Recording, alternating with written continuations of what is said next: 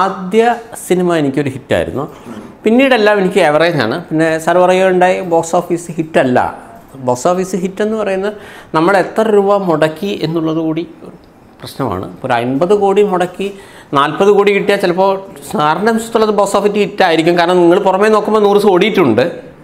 അതേസമയം അത് പരാജയമാണ്. കാരണം മുടക്കുന്നവന് 10 കോടിയുടെ നഷ്ടമുണ്ട്. എൻ്റെ കേസിൽ ഞാൻ പരമാവധി കടിച്ചു പിടിച്ചൊരു 5 lakhs ചെയ്യാൻ ശ്രമിക്കുന്നത്, അങ്ങനെയും പറയാം. അപ്പോൾ എനിക്ക് ഒരു 5 lakhs + 1 rupee കിട്ടിയാൽ എനിക്ക് ലാഭമാണ്.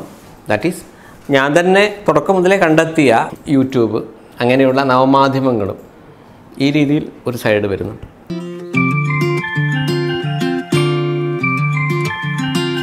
2011 നമ്മൾ കൃഷ്ണൻ രാധയിൽ തുറക്കമിട്ടു. 2012 സൂപ്പർ സ്റ്റാർ സന്തോഷ് പണ്ഡിറ്റ് എന്ന് പറഞ്ഞൊരു പടം ചെയ്തു. മൂന്നാമത്തെ സിനിമ 2013 മിനിമോളുടെ അച്ഛനായിരുന്നു. 2014 നാലാമത്തെ സിനിമ കാളിദാസൻ കവിത എഴുതുകയാണ്. 2015 ടിൻറ്റുമോൻ എന്ന കോടീശ്വരൻ വന്നു. 2016 ആറാമത്തെ സിനിമ നീലിമ നല്ല കുട്ടിയാണ് വന്നു.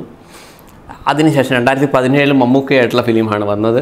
അത് 2 സിനിമ വന്നു. ഒന്ന് മമ്മൂക്കയായിട്ടുള്ള മാസ്റ്റർ പീസ്, അതേപോലെ തന്നെ ഒരു സിനിമാക്കാരനാണ് വന്നിരിക്കുന്നത്. 2018 എൻ്റെ സ്വന്തം സിനിമ വീണ്ടും വന്നു. 9ാമത്തത് ഉരുക്ക് സതീശനാണ് വന്നത്. ഇനി 2019 ബ്രോക്കർ പ്രേമചന്ദ്രൻ്റെ ലീലാവിലാസങ്ങളാണ്. അതിൻ്റെ ഷൂട്ടിംഗ് നടക്കുന്നു. ഞാനിങ്ങനെ 15 ദിവസം അവിടെ 15 ദിവസം ഇവിടെ തന്നെ കളിക്കുന്നതുകൊണ്ട് എല്ലാവർക്കും ഞാൻ തന്നെ ചെയ്യുന്നുണ്ട്. അല്ലെങ്കിൽ ഈ സിനിമയൊക്കെ കുറച്ചും കൂടെ നേരത്തെ ഇറങ്ങേണ്ടതാണ്.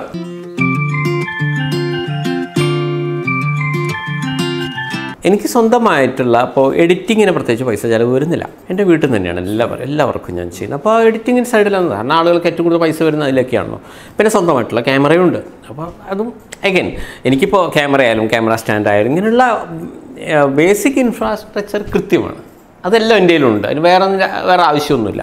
പിന്നെ വളരെ അത്യാവശ്യത്തിന് മേക്കപ്പ് ഒക്കെ ആണെങ്കിലും അങ്ങ് തട്ടിക്കൂട്ടിയെന്നേ ഞാൻ പറയുള്ളൂ. എന്നാലും അതൊക്കെ നമുക്ക് മിനിമം എല്ലാ സാധനവും കൊണ്ടായി ഞാൻ എപ്പോഴും നടക്കാറുള്ള എൻ്റെ അടുത്ത് എല്ലാ സാധനവും ഉണ്ട്. അതേസമയം പ്രത്യേകിച്ച് ചില പെൺകുട്ടികൾക്ക് സന്തോഷമായിട്ട് ഒരു മേക്കപ്പ് മാൻ ഉണ്ടെങ്കിൽ നന്നായിരുന്നു, ശരി മോളെ എന്നാൽ ആയിക്കോട്ടെ, അങ്ങനെയുള്ളൂ. അതേപോലെ സോങ്ങും ഞാൻ പറയുന്ന കോറിയോഗ്രാഫർ ഇല്ല, ഞങ്ങൾ സോങ് ഇടുന്നു, എങ്ങനെ ചെയ്യാം, അങ്ങനെ അപ്പോൾ തന്നെ സ്പോട്ടിൽ ചെയ്യുന്നതാണ്. ഇങ്ങനെയാണ് ചെയ്യുന്നത്. പിന്നെ ഭക്ഷണമൊക്കെ ആണെങ്കിൽ എല്ലാവർക്കും മറ്റുള്ളവർക്ക് പൈസ ചിലവ് വരുന്ന കാര്യമാണ് പറയുന്നത്. ഭക്ഷണമൊക്കെ ആണെങ്കിൽ ഞങ്ങളധികം ഇപ്പോൾ പോകുമ്പോൾ ഒരു വീട് ഇപ്പോൾ എനിക്ക് നിങ്ങളെ വീട് തരികയാണെങ്കിൽ ചെറിയൊരു കമ്പനി ഈ വീട്ടുകാരായിട്ട് ഉണ്ടാക്കി പറ്റുമെങ്കിൽ അവർ ഭക്ഷണം തരാമെന്ന് പറയും. വേണ്ട, ഞങ്ങൾ അരിയോ കറിയൊക്കെ കൊണ്ടുപോയി ഇതിനിടയിലൂടെ ക്യാമറ ഒഴിച്ച് ഒരു ഇതെല്ലാവർക്കും ഞാൻ ചെയ്യുന്നുണ്ടെങ്കിൽ ഇതിനിടയിലൂടെ ഞാൻ ഭക്ഷണം ഉണ്ടാക്കി ഞങ്ങൾ തന്നെ ഭക്ഷണമൊക്കെ ഉച്ചയ്ക്കായാലും വൈകുന്നേരം ആയാലും ചായ ആയാലും ഇതൊക്കെ മിനിമം നമ്മൾ മനസ്സ് വെച്ചല്ല. അതപ്പോൾ ഒരു ചായ എന്ന് പറഞ്ഞാൽ നിങ്ങളിപ്പോൾ അതിൻ്റെ കൂടെ വേണ്ട ആവശ്യമൊന്നുമില്ല. ചോറാണെങ്കിൽ അത് ഇട്ടെല്ലാം ആവുമല്ലോ. ഇങ്ങനെയാണ് ചെയ്യുന്നത്. പക്ഷേ അതിലൊക്കെ വെച്ചാൽ നമുക്ക് ഒരുപാട് പൈസയുടെ ലാഭമുണ്ട്. കാരണം പിന്നെ വേറൊന്ന്, ആണായാലും പെണ്ണായാലും വർക്ക് കഴിഞ്ഞാൽ അങ്ങ് തിരിച്ചു പോകണമെന്ന് എനിക്ക് നിർബന്ധം. മീൻസ് ലോഡ്ജിങ് കുറവാണ്. ഞാൻ ചോദിക്കേണ്ട ആവശ്യമില്ല. പ്രത്യേകിച്ച് ഇപ്പോൾ ഒരു പഠിക്കുന്ന ഒരു പെൺകുട്ടി, പക്ഷേ നായികമാരൊക്കെ വരുന്നത് അധികം കുട്ടികളും +2 ഡിഗ്രി പഠിക്കുന്നുണ്ടായിരിക്കും. അപ്പം നമ്മളിപ്പോൾ അവിടെ തന്നെ നിൽക്കണം എന്ന് പറയുമ്പോൾ ആ കുട്ടി ചിലപ്പോൾ ബുക്കൊന്നും എടുത്ത് വരണമെന്നില്ല. ആ കുട്ടിയുടെ ഒരു ദിവസത്തെ പഠനമാണ് പോയി പോവുക. അതേസമയം ഇപ്പോൾ എൻ്റെ സിനിമയിൽ വരുന്നു, അല്ലെങ്കിൽ നിങ്ങളൊരു സാധാരണക്കാരനാണ്. അപ്പോൾ നിങ്ങൾക്ക് നമ്മളെ വീട്ടിലെ ഭാര്യയ്ക്കും മക്കൾക്കും നിങ്ങൾ ചെയ്യേണ്ട പല ഫങ്ഷൻസും കട്ട് ചെയ്തിട്ടാണ് നിങ്ങൾ എന്ത് ചെയ്യാനോ 30 ദിവസത്തെ ഡേറ്റ് ഞാൻ കൊടുത്തില്ല, നിൽക്കണമല്ലോ, നല്ല റോളല്ലേ എന്ന് കരുതി. അതേസമയം ഞാൻ നിങ്ങളെ വർക്ക് കഴിഞ്ഞിടത്ത് നിങ്ങളെ വിടുകയാണ്.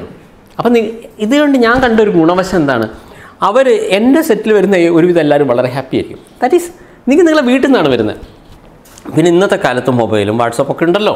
ഇപ്പം നിങ്ങൾ ഒരു ഗവൺമെൻറ് എംപ്ലോയി ആണ് എൻ്റെ സിനിമയിൽ വരുന്നത്, ഞാൻ ആദ്യം ചോദിക്കും ചേട്ടൻ്റെ ജോലി എന്താ ചോദിച്ചിട്ട് ഞാൻ കാരണം ഒരാൾ ജോലി കളഞ്ഞു വരുന്നത് എനിക്ക് ഭയങ്കര വിഷമമുള്ളൊരു കാര്യം. അപ്പോൾ ഞാൻ എന്ത് ചെയ്യും, ഗവൺമെൻറ് എംപ്ലോയീസ് ആണെങ്കിൽ 10 മണിക്കുള്ളിൽ അയാൾ പറയും സാർ ലീവ് എടുക്കാൻ. ഞാൻ പറഞ്ഞു എടുക്കണ്ട, നിങ്ങളെ നോക്കി വരുന്ന ഒരുത്തനാണ് തിരിച്ചു പോകുന്നത്. ഞാൻ ഈ പ്രശ്നത്തിൽ എൻ്റെ ജോലി രാജിവെച്ച് 4 വർഷം മുമ്പ് ഞാൻ രാജിവെച്ച് എന്നെ നോക്കി വരുന്ന ഒരാൾ തിരിച്ചു പോകരുത്, എനിക്കതിൽ വിഷമമുണ്ട്. അപ്പം എനിക്ക് രാജിവെക്കാം, വേറെ ഒരുത്തനും ജോലി കിട്ടുമല്ലോ, അങ്ങനെ ആലോചിച്ചു. അതേപോലെ 10 മണി, പിന്നെ ഞാൻ പറയാം 5 മണിക്ക് ശേഷം ചേട്ടൻ വന്നാൽ മതി, ഇങ്ങനെ ചെയ്യാം. അതേപോലെ പഠിക്കുന്ന കുട്ടികളാണെങ്കിൽ ശനിയും ഞായറും വയ്ക്കും.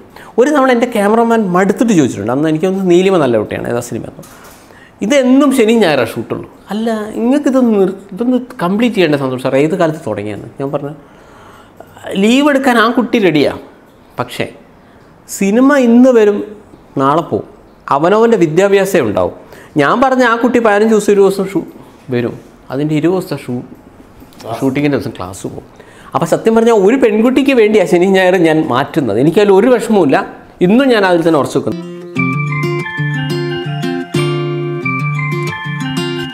5-6 മാസമൊക്കെ എടുക്കും.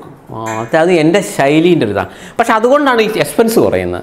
പിന്നെ വെച്ചാൽ നമുക്ക് വൈകുന്നേരം തിരിച്ചു പോകാമെന്ന് പറയുമ്പോൾ പൊതുവെ എനിക്ക് പലരോട് ചോദിക്കും, നിങ്ങൾക്ക് ഇത്രയും പെൺകുട്ടികളെ എങ്ങനെ നിങ്ങളെ സിനിമയിൽ കിട്ടുന്നത്? എൻ്റെ മെയിൻ കാര്യം അതാണ്. ഇതിൽ ഒരു കാര്യം ഇതാണ്, എപ്പോഴും വന്നു കഴിഞ്ഞാൽ വർക്ക് കഴിഞ്ഞാൽ ഉടനെ തിരിച്ചു പോവാം. പിന്നെ ഞാൻ അങ്ങനെ ക്ലാസ് മിസ്സിങ് വരുത്തുന്നില്ല. ഇപ്പം തന്നെ ഇപ്പോൾ ശനി ഞായറാണെങ്കിലും ഉച്ചയ്ക്ക് കഴിഞ്ഞാൽ മോളെ നിങ്ങളത് കഴിഞ്ഞു, വർക്ക് കഴിഞ്ഞാൽ നിൽക്കണ്ട, റീസണബിൾ ആയിട്ടുള്ള പ്രതിഫലമാണ് കൊടുക്കുന്നത്. ഞാൻ ആദ്യം പറയാറുണ്ട് നമ്മൾക്ക് ഇത്രേ ചെയ്യാൻ പറ്റും. പക്ഷേ എനിക്ക് തോന്നുന്നു എന്നോട് സഹകരിക്കുന്ന പല ആളുകൾക്കും നിങ്ങൾക്കൊരു ഫിലിം സെറ്റ് എന്നതിനെക്കാട്ടും ശരിക്കുള്ളൊരു കോർഡിനേഷനും ആ ഒരു വീട്ടിലൊരു അറ്റ്മോസ്ഫിയർ കിട്ടിയുള്ള ഗുണം അവരെ പഠനം ഇതുപോലുള്ള കാര്യങ്ങൾ നടക്കും. വീട്ടിൽ നിന്ന് വരാം. എനിക്കുള്ള ഗുണം രാത്രിയിലത്തെ ഭക്ഷണം ലാഭം, രാവിലത്തെ ഭക്ഷണം ലാഭം, ലോഡ്ജിൻ്റെ പൈസ ലാഭം, ഇങ്ങനെയൊക്കെ എനിക്ക് കിട്ടും. പിന്നെ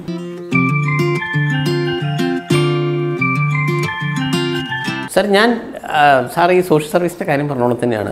ഞാൻ അധികം എനിക്ക് വരവോ ചിലവിനെ കുറിച്ച് അധികം വരയിടാവാത്തൊരു വ്യക്തിയാണ്. ഇങ്ങനെ കാര്യങ്ങൾ പോകുന്നു. എനിക്കിന്നേ വരെ അങ്ങനെ ഒരു, ഞാൻ പറഞ്ഞല്ലോ, ഞാൻ ചെറുപ്പത്തിൽ ഞങ്ങൾക്ക് ഭഗവത്ഗീത വേദപഠനം ഉണ്ടായത്. ഭഗവത്ഗീതയിൽ പറയും കർമ്മണിധികാരസ്ഥ മാ ഫലേഷു കഥാചന മാർക്കത്തിൽ മാതേ സങ്കോസ്ത കർമ്മണി, കർമ്മത്തിൽ മാത്രമേ അധികാരമുള്ളൂ, കർമ്മഫലത്തിലില്ല എന്നാണ്. അപ്പോൾ ഇനിയും എൻ്റെ ഒരു 5 സിനിമ ഞാൻ പറഞ്ഞു ഇതുവരെ എനിക്ക് കൈ പൊള്ളിയില്ല. ഇനി കൈ പൊള്ളുകയാണെങ്കിലും ആ കംപ്ലീറ്റ് ആയിട്ട് ഞാൻ സന്തോഷം വേണ്ടിയിട്ടില്ലാതാവുന്നവരെയും ഞാൻ സിനിമ ചെയ്യും. അപ്പോൾ ഉരുക്ക് സതീശൻ 40 to 50 സെൻറ്റർ വരെ കിട്ടി ഫസ്റ്റ്. അതും ഇപ്പോൾ ചെറിയ സെൻറ്ററിലല്ല ഒരാഴ്ച ഓടുന്നു, മേജർ സെൻറ്ററിൽ 2 ആഴ്ച ഓടും. സാർ ഒരാഴ്ചയാണെങ്കിലും ഞാൻ എൻ്റേതായൊരു ഓഡിയൻസിനെ ഉണ്ടാക്കി അവരെൻ്റെ സിനിമ കണ്ടിരിക്കും. കണ്ടിരിക്കുന്ന പറഞ്ഞു കഴിഞ്ഞാൽ അതിനുള്ളൊരു മരുന്ന് ഞാൻ അവർക്ക് കൊടുക്കും. പിന്നെ എൻ്റെ സ്വന്തം മെറ്റീരിയൽ തന്നെയാണ്. അപ്പോൾ എനിക്ക് നാളെ വേണമെങ്കിൽ അത് തമിഴോ മറ്റുള്ള ഭാഷകളിലാക്കിയാലും എല്ലാവർക്കും വേണ്ട എല്ലാം അതിലുണ്ട്.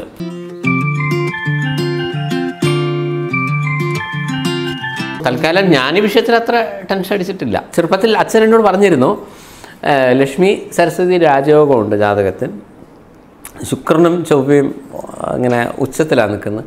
ലക്ഷ്മി സരസ്വതി രാജയോഗം വരുന്നൊരു വ്യക്തിക്ക് സാധാരണഗതിയിൽ പണമായാലും സരസ്വതി എന്ന് പറയുമ്പോൾ പണമായാലും വിദ്യാഭ്യാസം എപ്പോഴും ഉണ്ടാവും. എപ്പോഴും ഒരു 10 രൂപ വേണമെന്ന് ആഗ്രഹിച്ചോ, അത് സീരിയസ് ആയിട്ടാണ് ആഗ്രഹിച്ചെങ്കിൽ ലോകത്തെ ഏതെങ്കിലും ഒരു മനുഷ്യൻ എനിക്ക് 10 രൂപ തന്നിരിക്കും. ഇതേപോലെ സോഷ്യൽ സൈഡിലും ഞാനിങ്ങനെ ഒരു സ്ഥലത്ത് ഇതേപോലെ പോയ സമയത്ത് ഞാനൊരു 10,000 രൂപയാണ് പ്രതീക്ഷിച്ചിരുന്നു. പക്ഷേ ആ വ്യക്തി അവിടെ, ഞാൻ പറഞ്ഞല്ലോ, അവർക്ക് തന്നെയാണ് നിയന്ത്രണം കൊടുക്കുന്നത്. 12,000 രൂപ ആ വ്യക്തി വന്നു. പക്ഷേ ശരിക്കും പറഞ്ഞാൽ എൻ്റെ അടുത്ത് 10,000 ആ സമയത്തുണ്ടായിരുന്നു. അപ്പോൾ ഞാൻ പറഞ്ഞല്ലോ, ഞാൻ അവരോട് തന്നെ പറയാം നിങ്ങൾക്ക് ഇഷ്ടമുള്ള എടുത്തു വന്നു. അപ്പോൾ ഞാൻ ഒരു ഷോപ്പിൽ പോയിട്ട്, അപ്പോൾ പിന്നെ ആ 10,000 സാധനം എൻ്റെ മുന്നിലുണ്ട്. അപ്പോൾ ഞാൻ വിചാരിച്ചു, പക്ഷേ അങ്ങനെ ഞാൻ പറയാറില്ല ഒരാളോട്, അത് വേണോ ഇത് പോരെ അങ്ങനെ. അപ്പോൾ ഞാൻ എൻ്റെ അടുത്ത ആളോട് ഞാനൊന്ന് ഷെയർ ചെയ്തു, ഇവർ ഉദ്ദേശിച്ച സാധനം 12-ൻ്റെ, പക്ഷേ കയ്യിലാണെങ്കിൽ 10 ഉള്ളൂ. പക്ഷേ പെട്ടല്ലോ, കാരണം ഇതിന് ശേഷം കൊടുക്കേണ്ട ഒരു, അത് അളന്ന് കുറിച്ചിട്ടുള്ള 6,000 രൂപയുള്ള ആ പൈസ കയ്യിലുണ്ട്. പക്ഷേ ഇവിടെ കൊടുത്തു കഴിഞ്ഞാൽ അവിടെ പോയില്ലേന്ന് ചോദിച്ചു. അപ്പോൾ അയാളൊന്ന് സന്തോഷിച്ചാലേ പ്രശ്നമാക്കണ്ട, അവരിഷ്ടപ്പെട്ടതല്ലേ, എടുക്കാം, 2,000 രൂപ ഞാൻ തരാം. ഇങ്ങനെ എന്നെ ഒരുപാട് പേര് സഹായിച്ചിട്ടുണ്ട്. ദാറ്റ് ഈസ് ഇങ്ങനെ. അതേ ഈവൻ എത്രയോ ഷോപ്പുകാർ സഹായിച്ചിട്ടുണ്ട് കേട്ടോ. നമ്മൾ പറയുമ്പോൾ അല്ല, ഞാൻ പറയുന്നത് നമ്മൾ അരിയും കറിയൊക്കെ വാങ്ങുമ്പോൾ എനിക്ക് അവർ മാക്സിമം കുറച്ച് തന്നില്ല. അതേപോലെ ഡ്രസ്സ്, ഞാൻ ഈ അട്ടപ്പാടി ഏരിയയിലൊക്കെ ഞാൻ ആദ്യ കാലത്തൊക്കെ ചെന്ന സമയത്തൊക്കെ നന്നായിട്ട് ഞാൻ ഡ്രസ്സൊക്കെ, അതായത് ഇപ്പോൾ അന്ന് എനിക്ക് മലയാളി ഹൗസ് പരിപാടി കഴിഞ്ഞിട്ട് നല്ലൊരു പൈസ കിട്ടിയിരുന്നു. അപ്പോൾ അതിൻ്റെ അന്നാണ് ഞാൻ കുറച്ചുകൂടി ലാവിഷായിട്ട് സാധനങ്ങളൊക്കെ വാങ്ങിച്ചിരുന്നത്, ഒരു ഇതുമില്ലാത്ത. പിന്നെ ഒരു 500 സാരി, കാരണം ഒരു ഏരിയയിൽ സാരി കൊടുക്കുക, ഇതൊക്കെ കൊടുക്കുക, ലുങ്കി എന്നൊക്കെ പറയുമ്പോൾ ഞാൻ ഓരോ സാരി ഇൻഡിവിജ്വലി, പണ്ട് ഇപ്പം എൻ്റെ അമ്മയ്ക്കോ എൻ്റെ പെങ്ങൾക്കോ ഞാൻ എടുക്കുന്നത് എങ്ങനെ അതേപോലെ എടുക്കുക, അല്ലാതെ എനിക്കിഷ്ടമില്ല, കളർ ശരിയല്ല എന്നൊക്കെ പറയും. ഇയാളിത് രാവിലെ തുടങ്ങിയിട്ട് സന്തോഷം വേണ്ടിയിട്ട് വൈകുന്നേരം ആകുമ്പോഴാണ് ഇങ്ങനെ മറിഞ്ഞ് വീഴുന്ന സമയത്താണ് ഇത്രയും സാരിയൊക്കെ വരുന്നത്. അന്ന് ഞാൻ പറഞ്ഞു, ചേട്ടാ ഞാൻ എൻ്റെ ഇതിനല്ല, എന്തെങ്കിലും ആരോടും അങ്ങനെ നമുക്ക് അപ്പുറത്തേക്ക് പറയാൻ പറ്റില്ല. പക്ഷേ അവർ പലപ്പോഴും സാധാരണ നിന്ന് നന്നായിട്ട് എനിക്ക് കുറച്ച് തന്നിട്ടുണ്ട് കേട്ടോ. അതുകൊണ്ട് കൂടിയാണ് ശരിക്കും, അതും പറയണം, പല ആളുകളും ചെറുതായിട്ടാണെങ്കിലും അവരെ മാക്സിമം എന്നെ സഹായിച്ചിട്ടുണ്ട്. പലരും പറയും ഞങ്ങൾക്ക് പറ്റാത്താണെങ്കിൽ ചെയ്യുന്നതെന്നൊക്കെ. പക്ഷേ ഞാനായിട്ടൊരാളുടെ ചേട്ടാ എനിക്കൊരാളെ സഹായിക്കണം, നിങ്ങൾ ഇങ്ങനെത്താ എന്ന് പറയാൻ എനിക്ക് വ്യക്തിപരമായിട്ട് എനിക്ക് വിഷമമുള്ള കാര്യം. കാരണം ഒരാളും വിഷമിച്ചിട്ടല്ല സോഷ്യൽ സർവീസ് ചെയ്യേണ്ടത്. ബാക്കി എല്ലാ കാര്യവും നിങ്ങൾ വിഷമിച്ച് പഠിക്കാം.